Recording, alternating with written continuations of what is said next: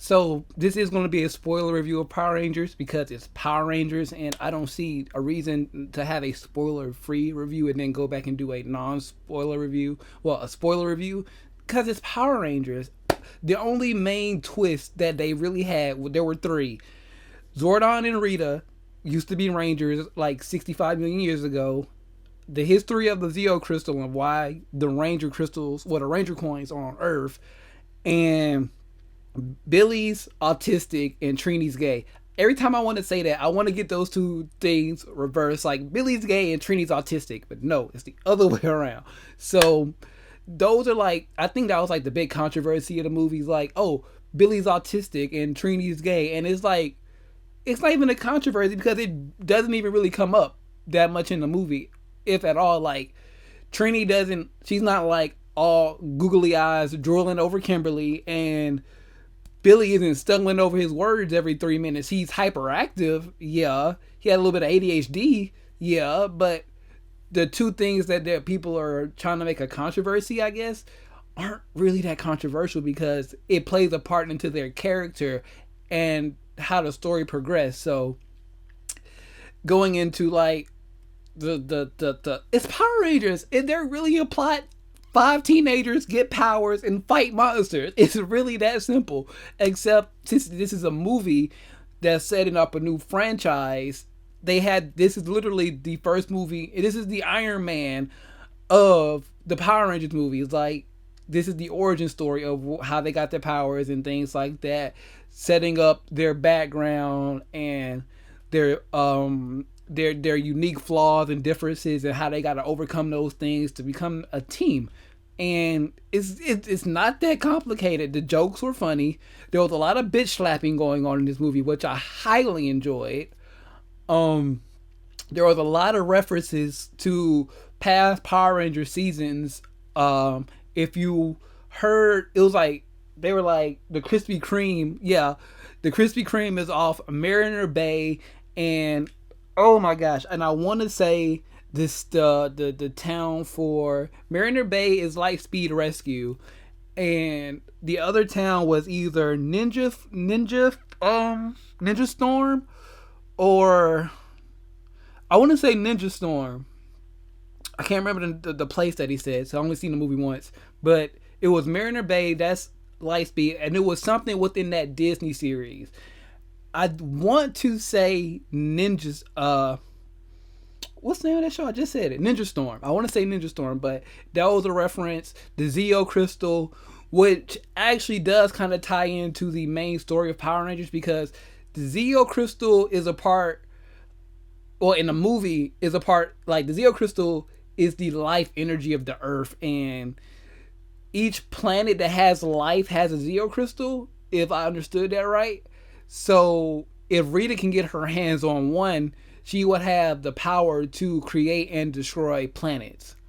Which I'm like, if there's one on every planet, can you only create one and destroy that one? Or is it literally like you can go around collecting the Zeo crystals and then like make like the Death Star of Zeo crystals, if you understand what I'm saying.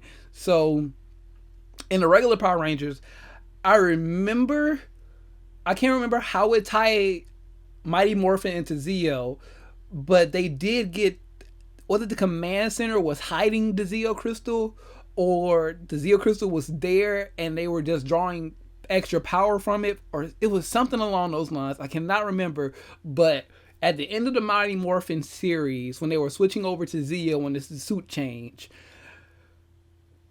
the crystal was in the command center.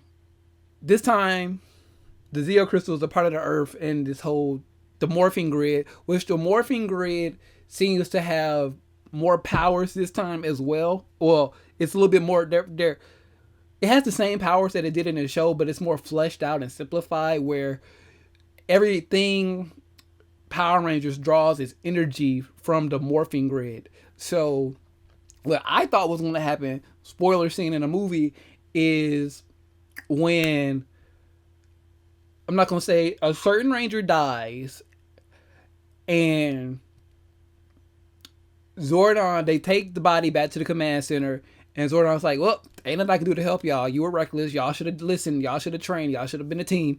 Nothing I can do. And then the emotion of the team helped ignite because the whole thing with Zordon in the movie is, like I said at the beginning of the review, he and Rita were once Rangers, and you actually get to see the Green Ranger costume at the beginning of the movie. I think they showed the Green Ranger costume like twice.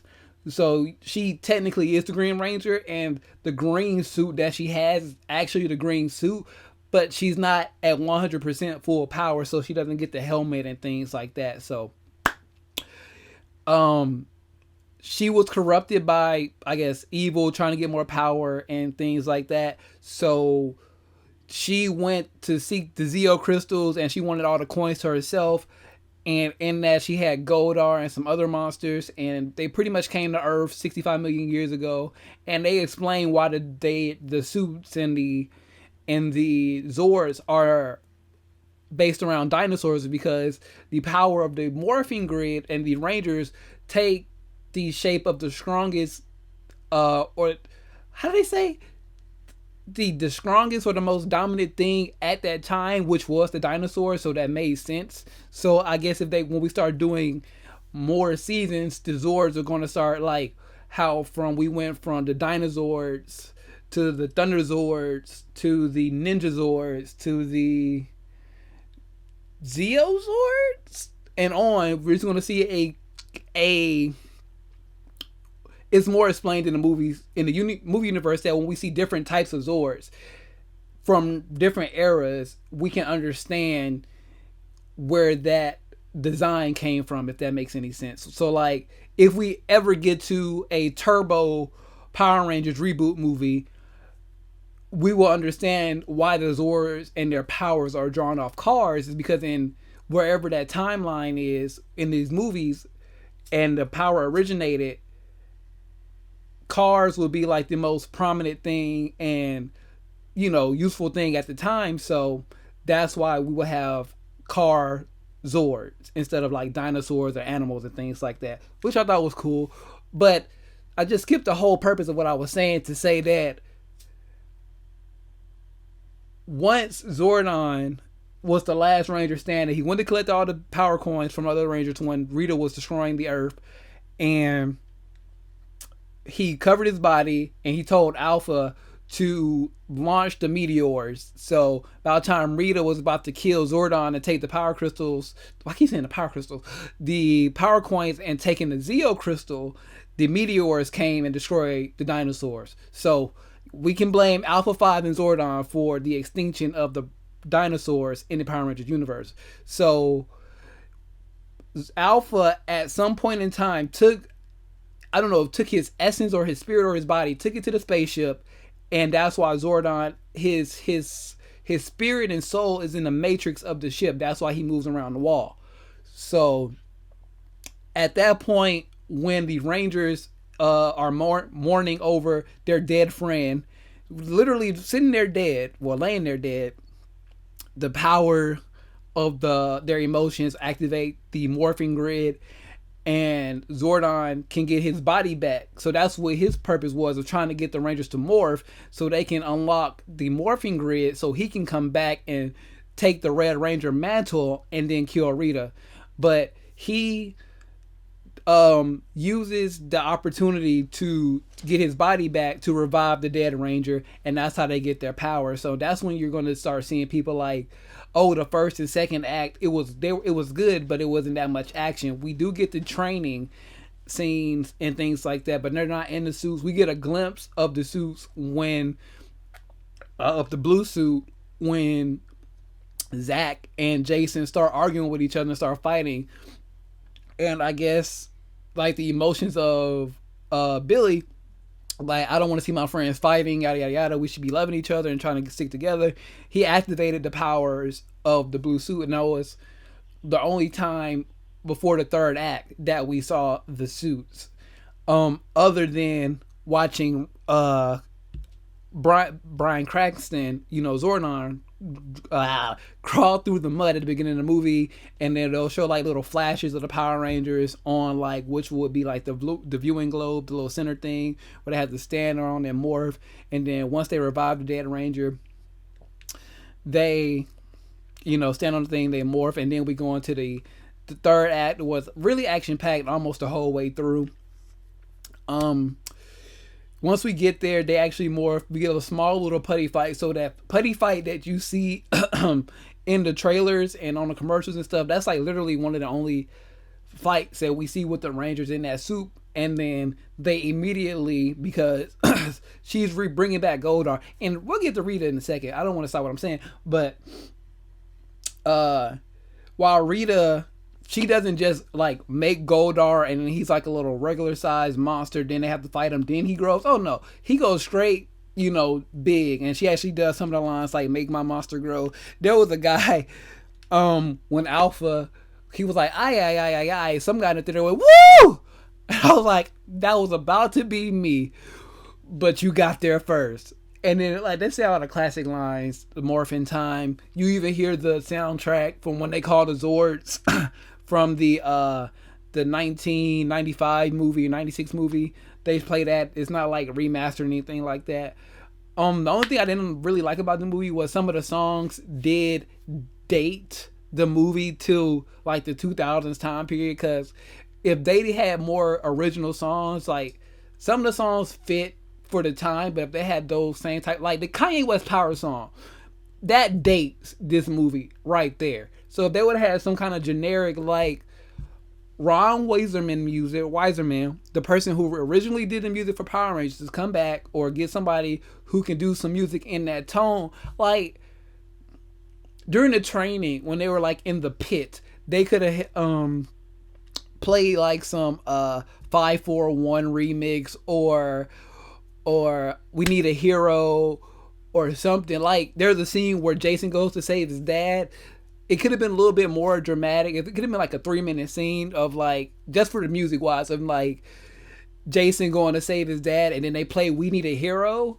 That would have been great. Like right before the car explode. That would have been great. If you don't know these songs, go Google Power Rangers soundtrack 1995. I used to have the cassette with the Power Rangers on the front, and it was like a whole little like audio book thing, and it's like, it was, point is, the music dated this movie, and that's one of the only flaws in this movie, other than that we should have got at least one more fight scene during that, even with the scene where the Ranger dies.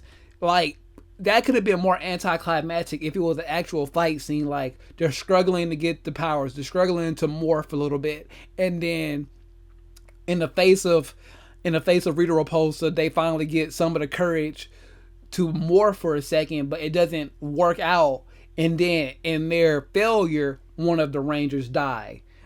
That would have brought a little bit more emotion to this movie instead of the way they did it, which was when we see the scene in the trailer where Rita's all at Trini's house, like, I've killed Rangers before. And that was actually a good scene. It was actually an extended scene in the movie.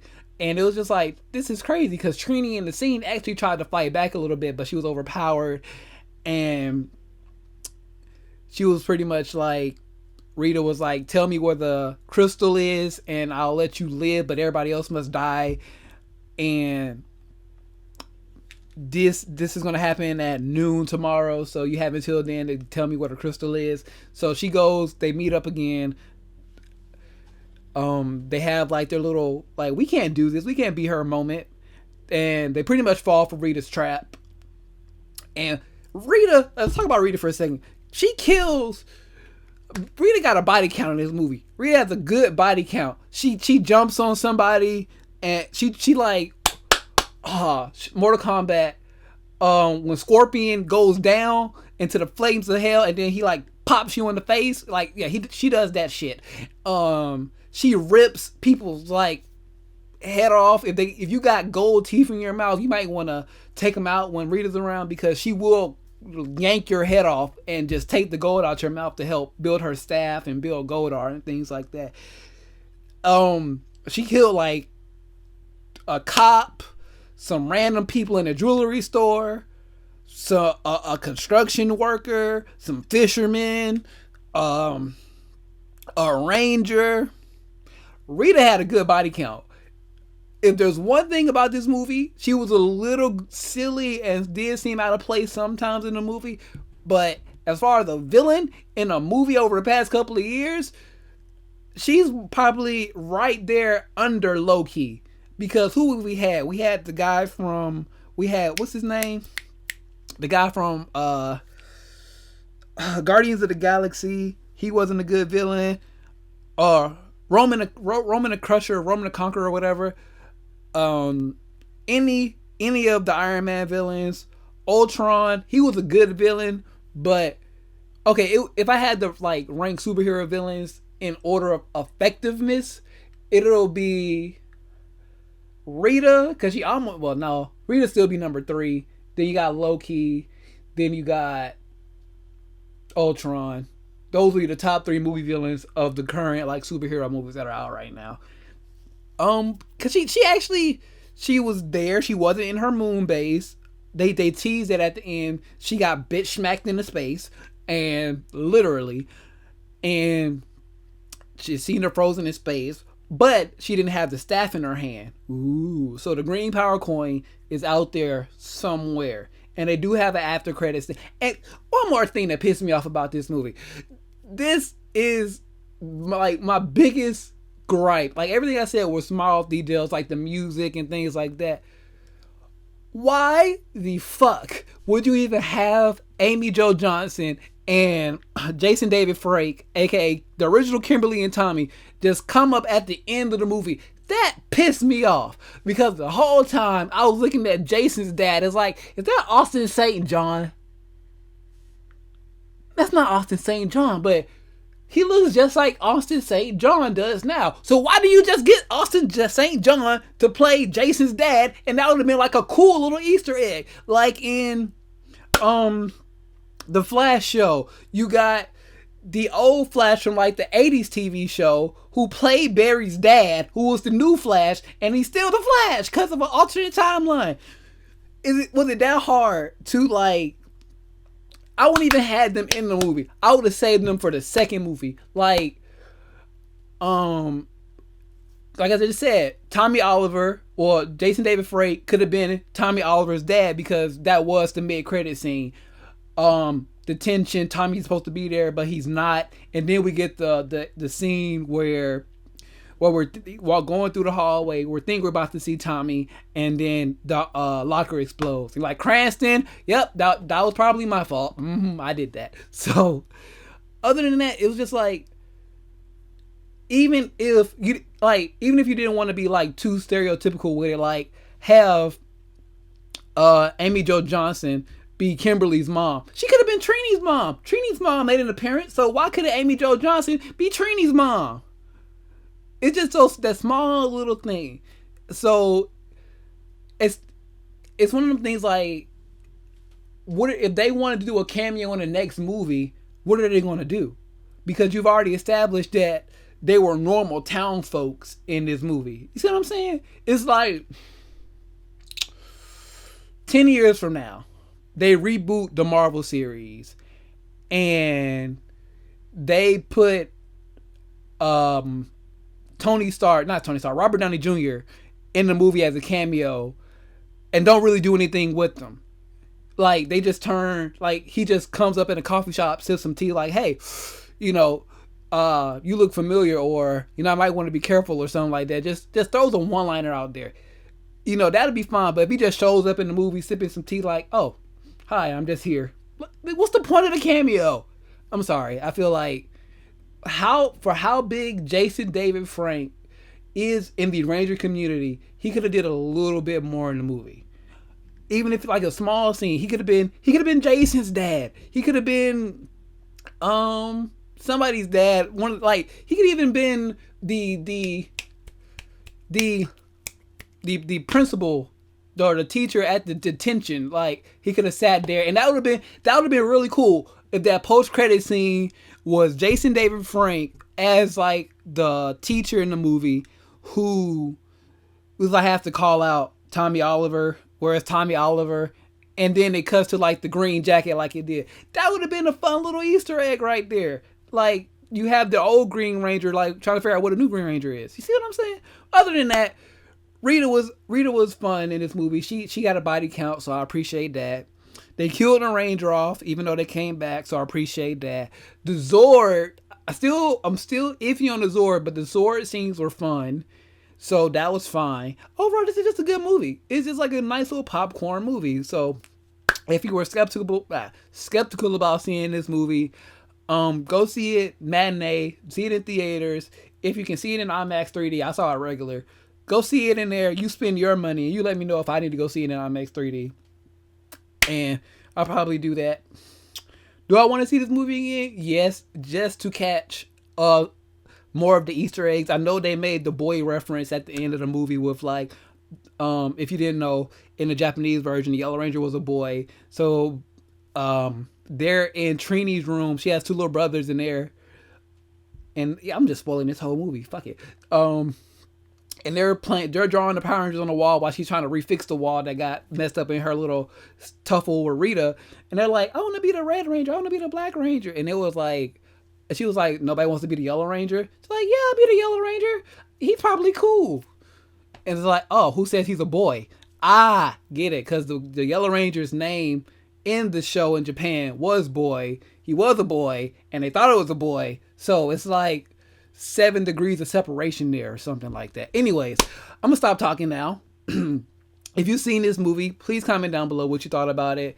Do you think I was a little bit over judgmental over that one little cameo scene with those two? Cause I literally blinked. I think I was like getting something to drink or getting some popcorn. So I look up. I look away from the screen, look at the screen, and there's a Tommy and Kimberly on my screen, not doing shit but taking pictures. And that kind of irked my nerves. That grinded my gears just a little bit. But if you think I'm just being overly nitpicky, just tell me down below if you thought about the movie was good, bad down below. If you guys enjoyed this review, please leave a like, or if you didn't like it, leave a dislike. But please in the comment section, let me know what I can improve on, because don't be one of those people who dislike just to dislike, because people like that are jerks. So why keep going clapping? Like I want to start a soul clap. Facebook, Instagram, Twitter, and Twitch, all linked in the description down below. Share it out with your friends. Subscribe if you're new here. And if you are new here, hit the little bell button that pops up on the side after you subscribe. That way you know whenever a new video like this one is in your feed box live. With all that being said, I am Shawn DaGamer, and I am